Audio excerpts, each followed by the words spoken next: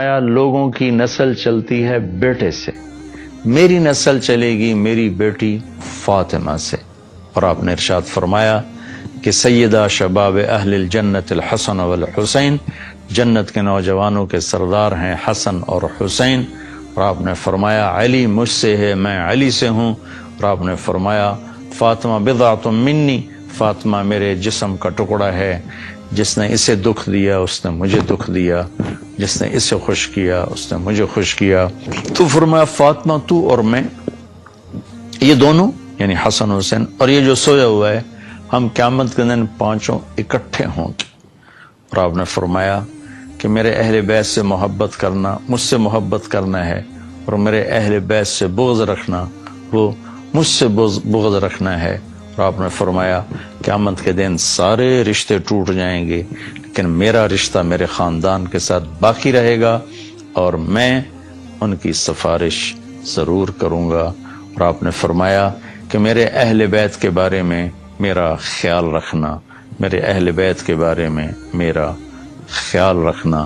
آگے عقیدہ طحاویہ جو اہل سنت والجماعت کا عقیدہ ہے، اس کی عبارت ہے نبغض من یبغضہم، جو اہل بیت سے بغض رکھتا ہے ہم اس سے بغض رکھتے ہیں، اور جو ان کو اچھے نام سے یاد نہیں کرتا ہم اس سے بھی۔ پھر آپ نے فرمایا کہ حسن اور حسین جنت کے نوجوانوں کے سردار ہیں، اور یہ اللہ کے محبوب کے خاندان کو نمایاں کرتی ہیں، بڑا کرتی ہیں۔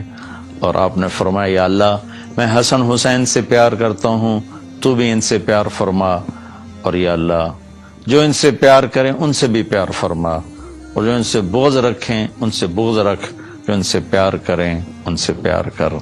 اہل بیت سے محبت نہ کرنا یہ نفاق ہے، منافقت ہے، کفر ہے۔ اہل بیت سے پیار کرنا ایمان ہے، ایمان کا کمال ہے، ایمان کا کمال ہے۔ جس گھر میں اللہ نے اپنے حبیب کو پیدا کیا، جس نبی کی گود میں ان کی اولاد پروان چڑھی، اگر ہم ان سے بغض رکھیں گے تو ہمارا ایمان کہاں چلا گیا؟ نہ ایمان ہے نہ ایمان رہے گا۔ ان کی محبت ہی اصل ایمان ہے، ان کی محبت ہی اصل ایمان ہے۔ ایک روایت یاد ہے کہ میرے نبی نے فرمایا جس نے میری اولاد میں سے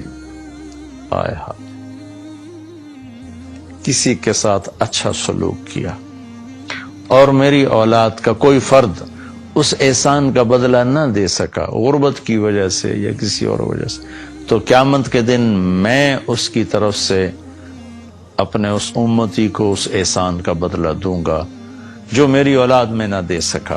اس پر میں ایک واقعہ سنا دیتا ہوں۔ یہ ابن جوزی رحمۃ اللہ علیہ جیسے محدث نے اس واقعے کو نقل کیا ہے اپنی کتاب البر والصلہ میں، کہ ہرات میں ایک سادات فیملی تھی۔ وہ خاتون جوانی میں بیوہ ہو گئیں، بچیاں تھیں، تنگ دستی آئی تو انہوں نے سمرقند کی طرف ہجرت فرما لی،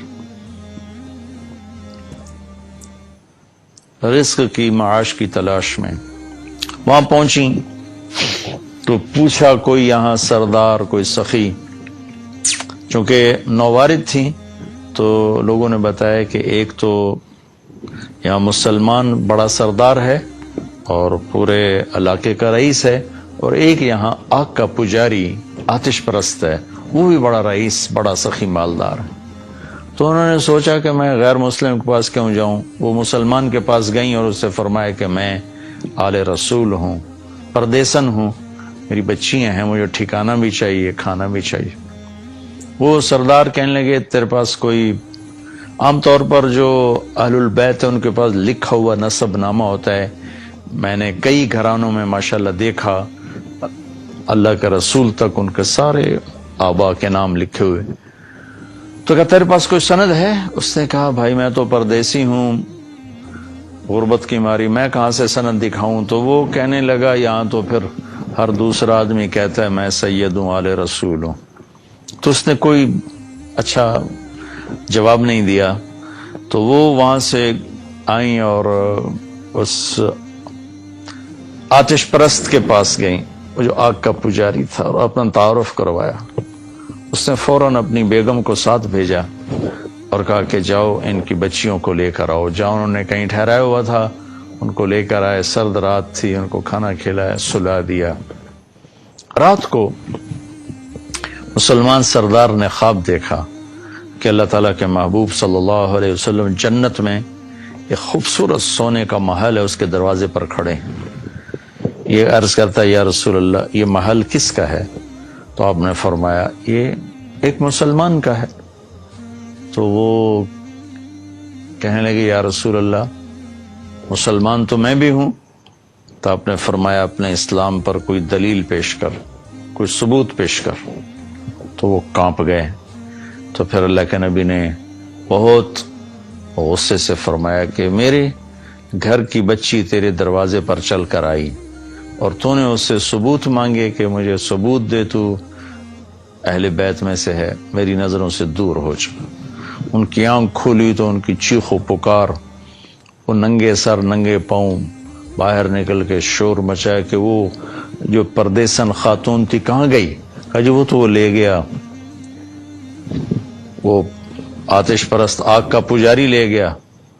وہ بھاگے اور جا کے اس کے دوڑ دروازہ توڑا۔ وہ گھبرا کے باہر نکلا تو دیکھا تو وہ رئیس کہا کیا ہوا؟ کہا بھائی وہ جو تیرے پاس خاتون آئی ہیں بچیوں سمیت مجھے دے دو، وہ میرے مہمان ہیں۔ تو اس نے کہا حضور وہ میرے مہمان ہیں، آپ کے نہیں، میں آپ کو نہیں دے سکتا۔ وہ کہنے لگا مجھ سے 300 دینار لے لو۔ 300 دینار کوئی آج کا 60-70 لاکھ روپیہ بنتا ہے۔ کہ مجھ سے 300 دینار لے لو اور وہ خاتون بچیوں سمیت میرے مہمان بنا دو۔ تو وہ رونے لگا، کہا کہ میرے بھائی بن دیکھے کا سودا کیا تھا، اب تو دیکھ چکا ہوں، اب میں تمہیں کیسے واپس کروں؟ کہ میں نے بھی خواب دیکھا جنت کے دروازے پر اللہ کے نبی کھڑے ہوئے تھے، تجھے ڈانٹ پڑ رہی تھی، تجھے کہا جا رہا تھا دور ہو جا۔ اس کے بعد اللہ کے نبی میری طرف متوجہ ہوئے اور فرمایا تو نے میری بیٹی کو ٹھکانہ دیا، چل تو تیرا سارا گھر سب بخشے گئے، سب کے لیے جنت کا اللہ نے فیصلہ کر دیا۔ کہ میری آنکھ کھلی ہے، میں ایمان لا چکا ہوں، میرا سارا گھر کلمہ پڑھ چکا ہے، ہم سب مسلمان ہو چکے ہیں، ہم وہ دولت آپ کو کبھی واپس نہیں کریں گے۔ یہ اہل البیت ہیں، اور یہ کوئی 300-400 سال کے بعد کی نسل ہے، تو حسن حسین کا کیا مقام ہوگا، زین العابدین کا کیا مقام ہوگا، زینب کا کیا مقام ہوگا، فاطمہ کا کیا مقام ہوگا، علی کا کیا مقام ہوگا، عباس کا، جعفر کا، عقیل کا۔ آل و رسول ہیں، حضرت عباس کی اولاد، حضرت علی کی اولاد، حضرت عقیل کی اولاد اور حضرت جعفر کی اولاد۔ ان 4 حضرات کی اولاد کو آل رسول کہا جاتا ہے، اور پھر اس میں سب سے عالی شان ہیں جن کا سلسلہ حضرت حسن حسین یعنی حضرت فاطمہ سے چلا۔ حضرت علی رضی اللہ تعالیٰ عنہ کے حضرت فاطمہ کے بعد آپ نے 7 شادیاں اور کی، ان سے بھی آپ کی اولاد ہے، وہ بھی اہل البیت ہیں، چونکہ حضرت علی کی اولاد ہیں، ان پہ بھی صدقہ حرام ہے۔ لیکن جو مقام حسن حسین کو حاصل ہے جناب فاطمہ رضی اللہ تعالیٰ عنہ اور جناب رسول اللہ صلی اللہ تعالی وسلم کی نسبت، وہ اور کسی کو حاصل